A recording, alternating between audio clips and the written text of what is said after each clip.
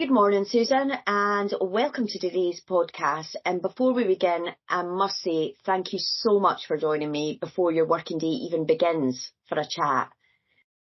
For the listeners, today's topic is the role of the clinical specialist in industry.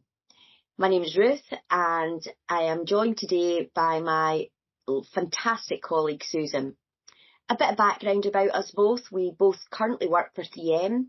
I the Scientific Affairs Specialist for Northern Europe, and Susan works within the Clinical Specialist team looking after the advanced skin and wound care portfolios. Our clinical background really is in vascular nursing, and we have a vast experience in that. And I think it's fair to say, and you'll agree with me, Susan, we really do share a passion for lower limb disease. And I think that probably brings me on to, do you remember the first time we ever met? Well, isn't that funny? And good morning. Yes, I do indeed remember the first time that we met. And, just there in your introduction when you said about, the passion that we have. The first time that we met, Ruth, for our listeners, was at Harrogate, and I was passing the 3M stand.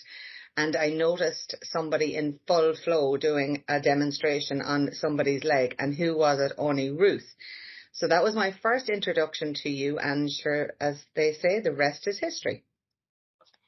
I'm so glad you remember that. I must have been so full and flow that I can't remember you watching me doing that. But the rest is history, and I feel we've got to know each other extremely well in the last few years. But you then have moved into the commercial world after being a previous clinician. And I suppose it brings me to the point or the question, how do you find working as a clinician in the commercial world? And do you think it really brings advantages to both industry and healthcare professionals? Oh, absolutely, Ruth, I do. And, I've had this conversation with many a clinician over the years, and I feel, that working in industry gives me the opportunity to continue to use my clinical expertise that I have developed over the years, to use that within many different clinical settings. And I'm sure you'll agree that sharing our knowledge and our expertise with our clinicians is so rewarding. And, we learn so much from them too. I think that we have a very important role to play in increasing clinicians' confidence in such a wide range of wound care scenarios. I think that's a really good point that you've made there, actually, Susan. And I think if we look at what's happening in the UK currently around the complexity of lower limb disease, and I think it's a prime example, those recent developments in the world of lower limb with that implementation of the National Wound Care Strategy is really huge. In all the years within vascular, I think this has been the biggest shift in changing the mindset of care of clinicians. The ability to apply compression before undertaking an APBI in a vascular assessment would have been unthought of a few years ago. It would almost be taboo to actually do that. But I think along with implementations, there's always a target, isn't there? And when it comes to national targets such as Sequin, we're in a really good position to not only offer education, but really support our clinicians in the creation of documentation that aids with audits, and really it gives the end result of helping meet their local targets. Yeah, and just to your point, I suppose, isn't it wonderful to see the progression and to see how the whole, science and marketplace and everything is moving, and it's so exciting to be working at the interface of that, presently. But, to the question, I suppose, I think this gives industry a great opportunity to work in partnership with the healthcare professionals to share this new guidance and help with the successful implementation through both education and utilising pathways to standardise care. We educate, I suppose, on appropriate treatments and solutions for improving patient outcomes. So standardising care stops those variables in practice, the many variables that we come across, and in turn then it has a huge impact on healing and ultimately what the bottom line is, improving our patient outcomes. Oh, I couldn't agree more with you. I mean, really, at the end of the day, a patient's journey and improving that journey is what we're all here for. And just to the point of the many variables, how many variables do we actually see in care? And it's one of the most frustrating things, I think, in clinical practice really, is that variability. And, I think everyone loves direction from a pathway perspective. We really like to feel that, we're following a pathway, and we want to feel safe, don't we? And we want our patients to feel that we're giving them the best care. And I think a pathway can really aid that. And I think, when you think of, your background and the clinical skills that you now possess within industry, do you think having that clinical background has really enhanced your relationships with your healthcare professionals that you meet on a day-to-day basis now? Oh, for sure, Ruth. Like, I feel like as clinicians ourselves, we can have those conversations on a different level to those with a non-clinical background. Invariably, I suppose we've walked the walk and talked the talk, you might say. But we have, I suppose, that empathy with our clinicians. Like we've said already, we have our patients' best interests at heart.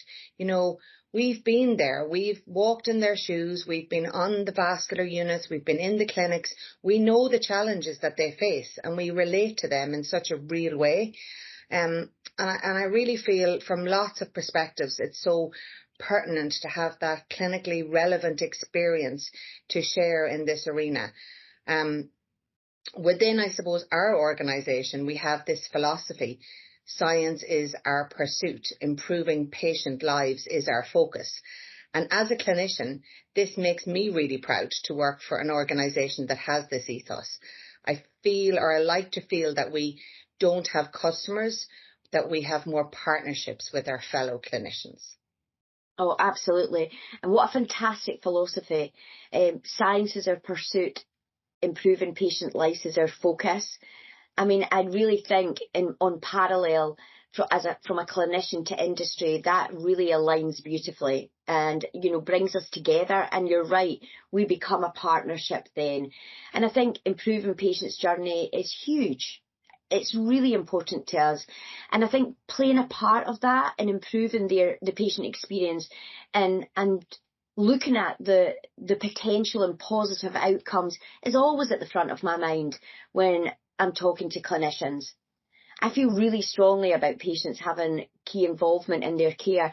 And I'm sure you've heard my mantra so many times now that knowledge is power. And I really believe that educating patients is as equally important as educating the clinicians that we do day in, day out. And I think some of the examples that we use when we're trying to educate patients through industry partnerships is that patient passport, to allow that, that alignment of and transition of care from the acute to the secondary care, and give that patient that autonomy and that empowerment to actually hold their own passport that gives them information, their treatment plan. And I truly believe they should hold their treatment plan. They should be part of that journey. And I think patient information is hugely important, and it really does empower them to have a voice. And I think, thinking about patient care, and now that you're not, a full-time clinician, as we say, we always like to think we dabble still. But, do you feel that it's been important since leaving that full-time post that you keep in touch with what's happening within healthcare? Oh, for sure. And for me personally, this is something that I'm convinced is so important in our job role. As a registered nurse, I had to adhere to the NMC Code of Conduct and be seen to be ethical, always being there as a patient advocate.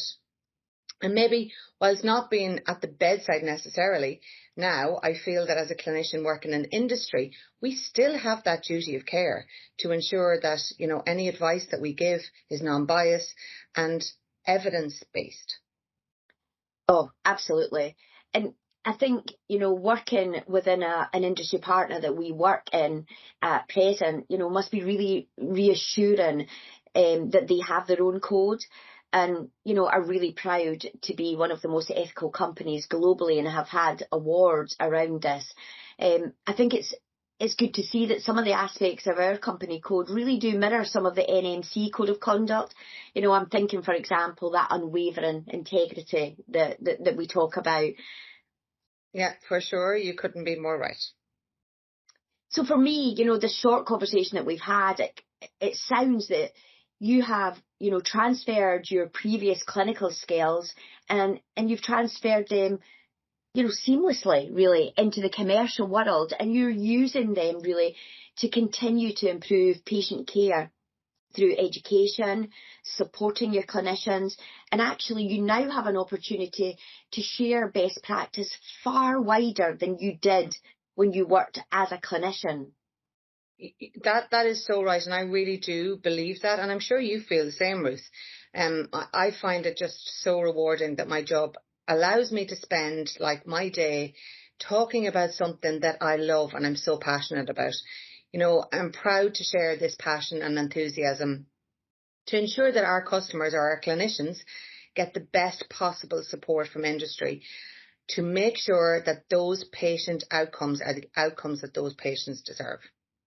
Oh, I echo all of your sentiments that you've just said, and I think we really could talk about this all day, and we haven't actually got into the nitty-gritty of comparing some of our patients' journeys. But I think ending on, you know, thinking about that patient's journey, thinking about that improvement of care, and thinking of why we're all here, whether we're a clinician or whether we're an industry partner, patients are the end point. And I think it's probably to finish on a patient is probably the right way to end this podcast. It's been an absolute pleasure to take some time, I say, out of our busy schedules, but we've actually done this before our busy day starts. But it's been lovely to have a morning coffee with you and talk a little bit about our roles and passions. It's been really lovely. Thank you so much, Susan, and thank you so much to all the listeners of this podcast. Thank you, Ruth. It's been thoroughly enjoyable.